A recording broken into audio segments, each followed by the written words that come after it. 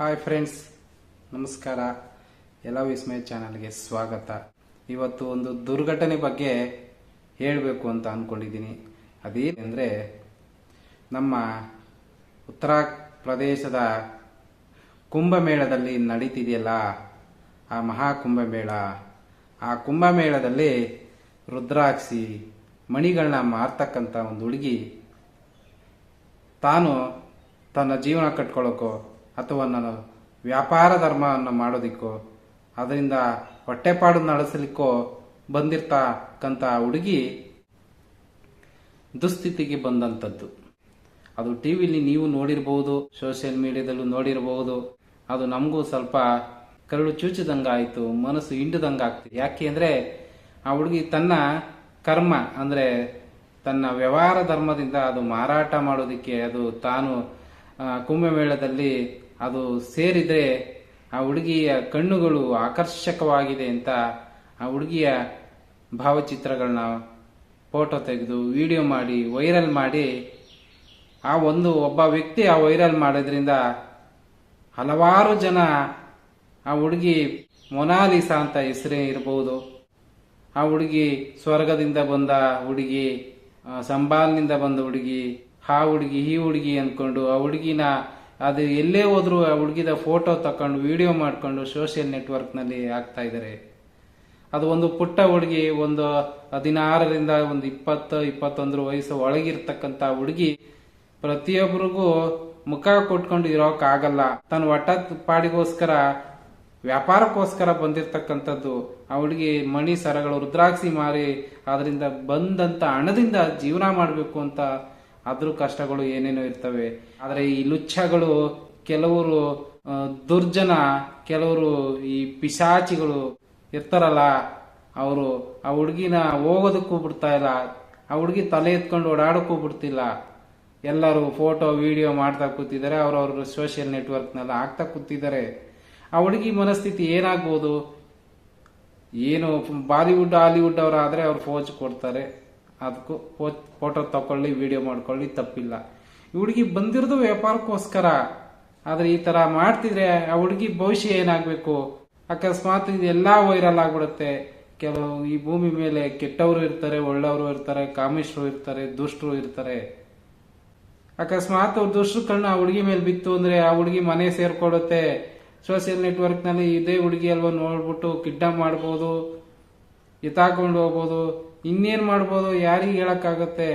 ನಾವೆಲ್ಲ ಒಳ್ಳೆಯವರಾಗ್ತೀವಿ ಅಂತ ಎಲ್ಲರೂ ಒಳ್ಳೆಯವರಾಗಿರಲ್ಲ. ಇಂಥ ನಾನು ಹೇಳ್ಕೊಳ್ಳೋಕ್ಕೂ ಅಸಹ್ಯ ಆಗ್ತಿದೆ.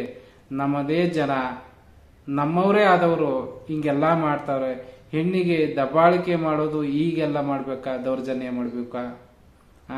ಅವರ ಲೈಕ್ಸು, ಅವ್ರ ವ್ಯೂಸು ಮಾಡ್ಕೊಳಕ್ಕೋಸ್ಕರ, ಅವ್ರ ಸೋಷಿಯಲ್ ನೆಟ್ವರ್ಕ್ನ ಇಂಪ್ರೂವ್ಮೆಂಟ್ ಮಾಡಿಸ್ಕೊಳ್ಳೋಕ್ಕೋಸ್ಕರ ಈಗೆಲ್ಲ ಮಾಡ್ಬೋದೆ? ಆ ಹುಡುಗಿಯ ಸೌಂದರ್ಯವೇ ಅವಳಿಗೆ ಸಂಕಟ ಆಗ್ಬಿಟ್ಟದೆ. ಈಗ ಆ ಹುಡುಗಿಯ ಕಣ್ಣು ಈಗ ಸಮಸ್ಯೆ ಉಂಟಾಗ್ಬಿಟ್ಟದೆ. ಆ ಹುಡುಗಿ ಕಣ್ಣು ಅಷ್ಟು ಮುದ್ದಾಗಿದೆ ಅಂತ ಸೋಷಿಯಲ್ ನೆಟ್ವರ್ಕ್ನಲ್ಲಿ ಹಾಕಿ ಹಾಕಿ ಹಾಕಿ ಆ ಹುಡುಗಿ ಮುಜುಗರ ತಂದು ಓಡ್ತಾ ಇದ್ದಾರೆ. ಆ ಹುಡುಗಿಗೆ ದುಃಖ ತಂದು ಓಡ್ತಾ ಇದಾರಲ್ಲ ಫ್ರೆಂಡ್ಸ್. ನಿಮ್ಮನೇಲಿ ನಿಮ್ಗೂ ಅಕ್ಕ ತಂಗಿ ಇರ್ತಾರಲ್ವಾ, ಅವ್ರ ಫೋಟೋನ ವಿಡಿಯೋನ 5 ನಿಮಿಷಕ್ಕೂ ವೈರಲ್ ಮಾಡ್ತೀರಾ ನೀವು? ಹೇಳಿ. ನೀವು ದುಡ್ಡು ಮಾಡೋಕ್ಕೋಸ್ಕರ ನಿಮ್ಮ ಮನೆ ಜನಗಳನ್ನ ವೈರಲ್ ಮಾಡ್ಕೊಂಡು ಕುತ್ಕೊಂತೀರಾ ನೀವು? ನಿಜ ಇದ್ರೆ, ನೀವು ಆತ್ಮಸಾಕ್ಷಿ ಇದ್ರೆ ಹೇಳ್ಬಿಡಿ.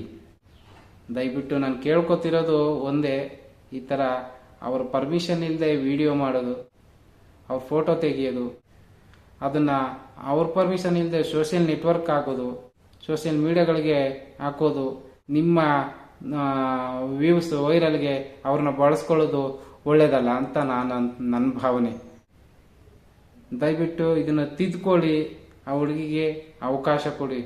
ಈಗ ಅವ್ರ ತವರು ಮನೆಗೆ ಹೋಗ್ಬೇಕು ಅನ್ನುವಂಥ ಪರಿಸ್ಥಿತಿ ಬಂದ್ಬಿಟ್ಟಿದೆ. ಆ ಹುಡುಗಿ ನೀವು ಮಾಡ್ತಿರೋಂಥ ಪರಿಸ್ಥಿತಿಯಿಂದ ಆ ಹುಡುಗಿ ಮುಖ ಮುಚ್ಕೊಂಡು ಓಡಾಡ್ತಿದೆ. ಈಗ ಮಾಸ್ಕ್ ಹಾಕೊಂಡು ಮುಖ ಮುಚ್ಕೊಂಡು ಹೋಗ್ತಿದೆ.